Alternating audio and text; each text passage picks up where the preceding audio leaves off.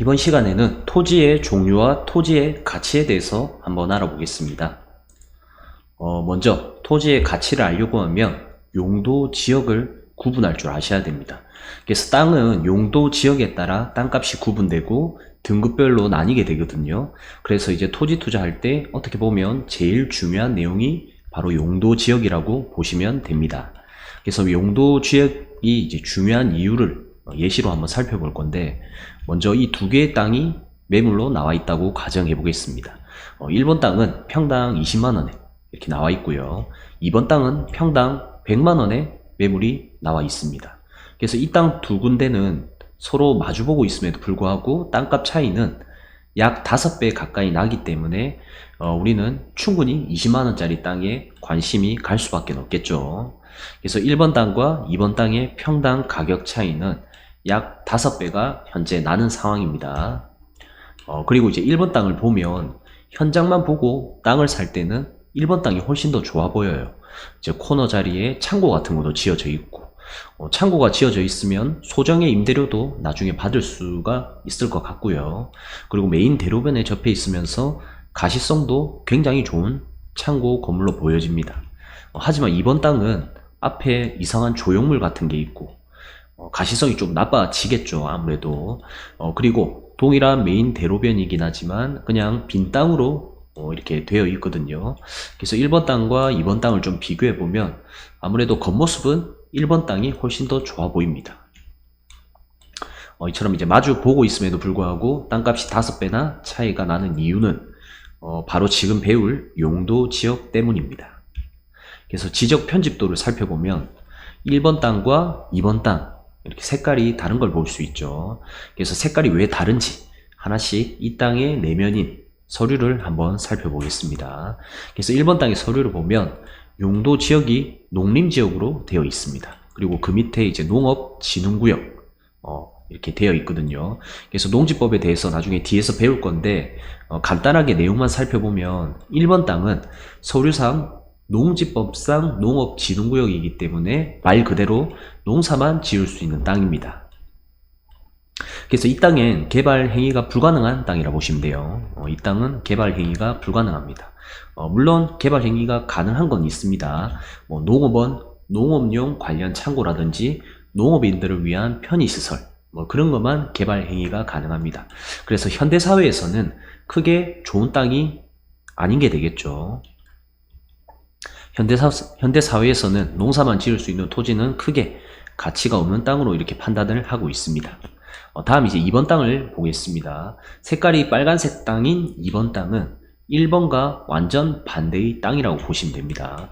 그래서 서류를 보면 2번 땅은 도시지역, 일반 상업지역이라고 명시가 되어 있죠. 그래서 즉 이 땅에는 고층 빌딩을 지을 수 있는 그런 땅입니다.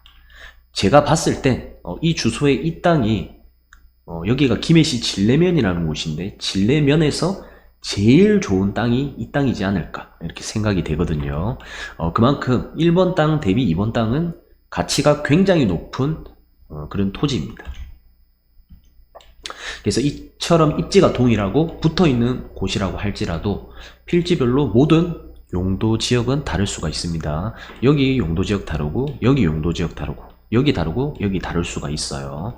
그래서 1번은 말로만 듣던 농사, 수확을 할 수 있는 농사만 짓는 땅이고 2번은 큰 빌딩을 지을 수 있는 땅입니다.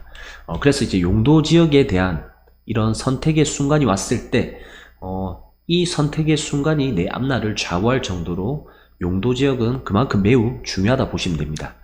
그래서 우리가 현장 답사 가는 것도 중요하지만 서류, 즉 땅의 내면인 용도 지역을 잘 볼 줄 알아야 실패 없는 토지 투자를 할 수가 있습니다.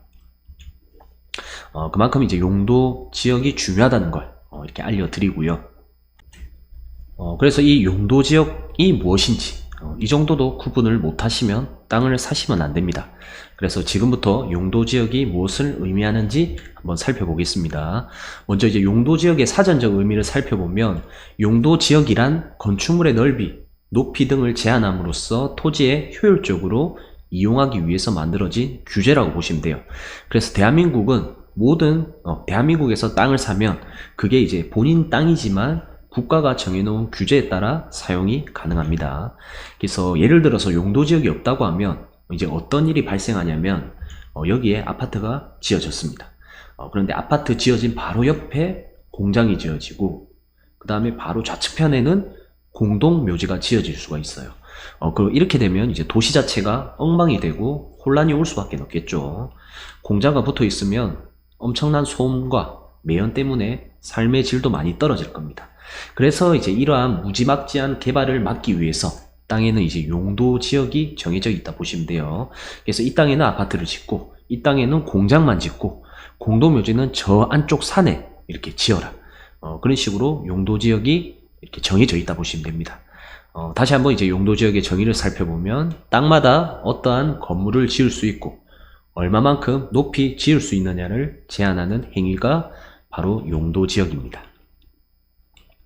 그래서 도시의 혼란을 막기 위해서는 반드시 필요한 거겠죠.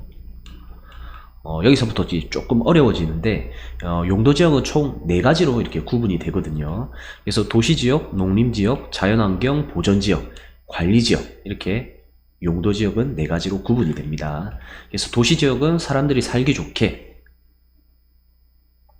이렇게 또 구체적으로 한 번 더 분리가 되거든요. 그래서 여기 4가지 중에 도시지역을 먼저 보겠습니다. 그래서 도시지역은 도심 중앙에 위치한 부분을 이제 상업지역이라고 하고 그 다음에 여기에서 제일 많이는 상업지 같은 경우에는 제일 사람들이 많이 몰리고 뭐 부산으로 치면 서면이라든지 연산동 이렇게 주변과의 접근성이 좋은 곳 위주로 이렇게 지정을 하고요. 다음 이제 사람들이 쾌적함과 편리성을 함께 만들기 위해서 주거하기 좋은 지역이라고 해서 주거지역이 있습니다. 그러니까 이제 우리가 돈을 벌려고 하면 일자리로 필요하겠죠. 그런 걸 이제 공업지역, 공장이 위치한 공업지역도 이렇게 지정을 하게 됩니다. 그리고 마지막으로 우리가 인구 밀집도가 아무리 높은 도시지역이라고 할지라도 숨도 쉬어야 되고 밥도 먹어야 되고 뭐 산책도 해야 되고 등산도 해야 되기 때문에 이러한 녹지 기능을 갖춘 녹지 지역도 있습니다. 그래서 도시지역 같은 경우에는 상업지, 주거지, 공업지, 녹지 이렇게 4가지로 다시 분류가 된다 보시면 돼요. 그래서 이제 창원시의 도시 지적 편집도를 한번 살펴보면 빨강색이 상업지입니다. 창원시청이 위치한 여기에 이제 롯데백화점도 있고 뭐 각종 호텔이라든지 뭐 우리가 먹고 노는 그런 시설들이 몰려 있다 보시면 되고요. 그 다음에 노란색은 이제 주거지입니다. 뭐 아파트라든지 주택, 빌라가 이렇게 밀집되어 있겠죠. 그 다음에 이제 파란색 같은 경우에는 공업지역입니다. 창원 이제 테크밸리 해가지고 뭐 관련된 공장이라든지 창고 그런 일자리들이 몰려 있다 보시면 돼요. 그리고 초록색 우리가 주말이나 산책도 해야 되고 공원도 있어야 되겠죠. 그래서 초록색 같은 경우에는 이렇게 주말에 산책도 하고 좋은 공기도 마셔야 되는 녹지 공간으로 이렇게 편성이 되어 있습니다. 다음 이제 2번째 관리지역이 있습니다. 이제 관리지역은 도시지역이 되기 전 바로 전 단계라 보시면 돼요.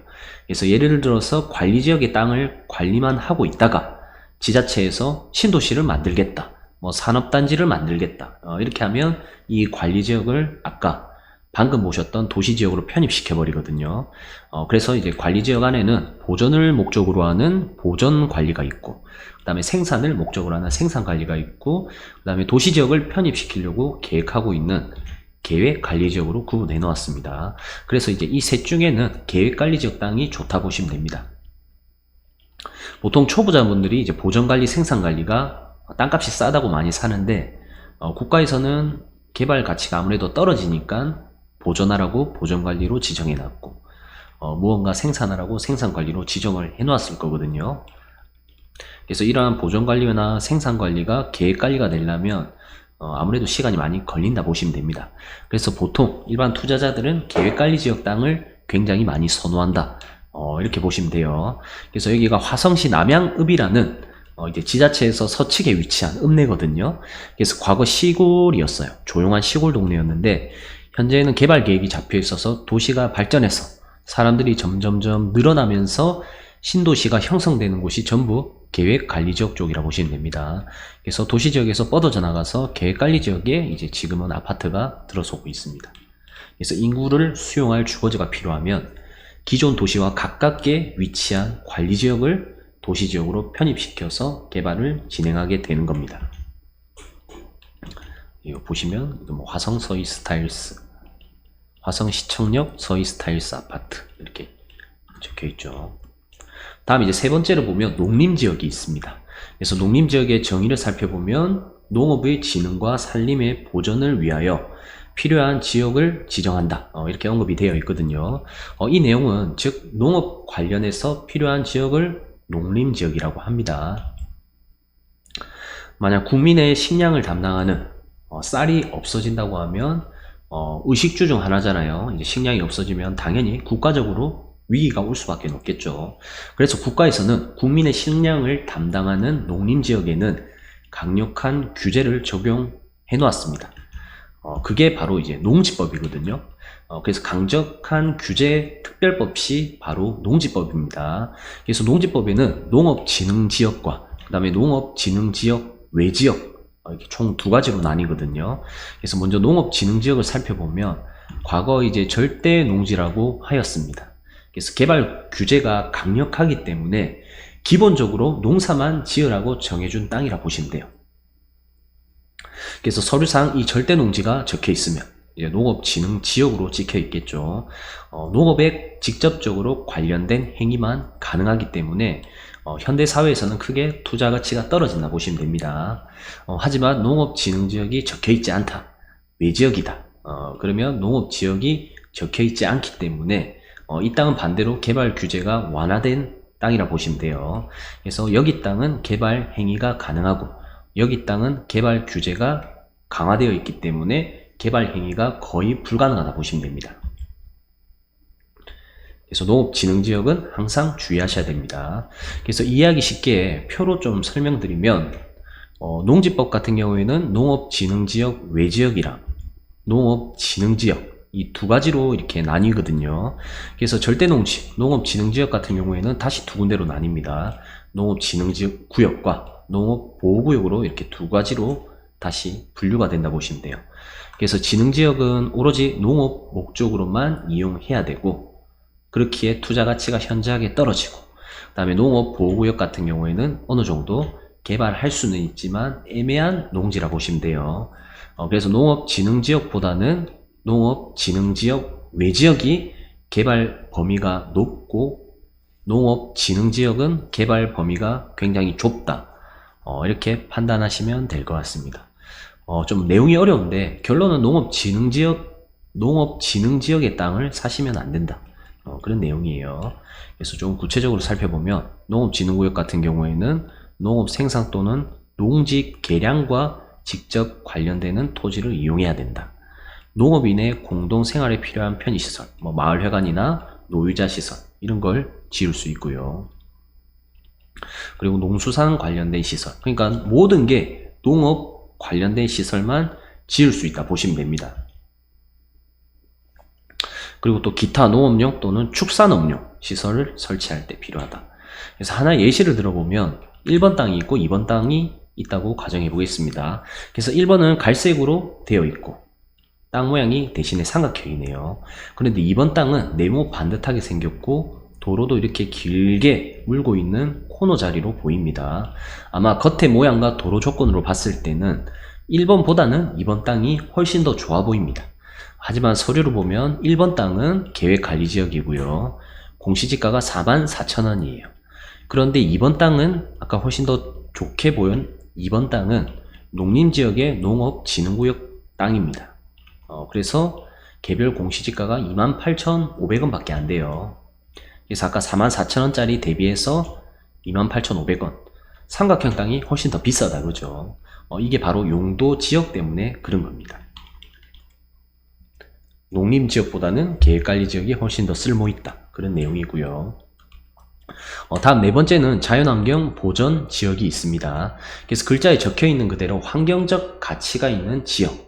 여기 또한 이제 개발 행위 자체가 어렵다 보시면 됩니다.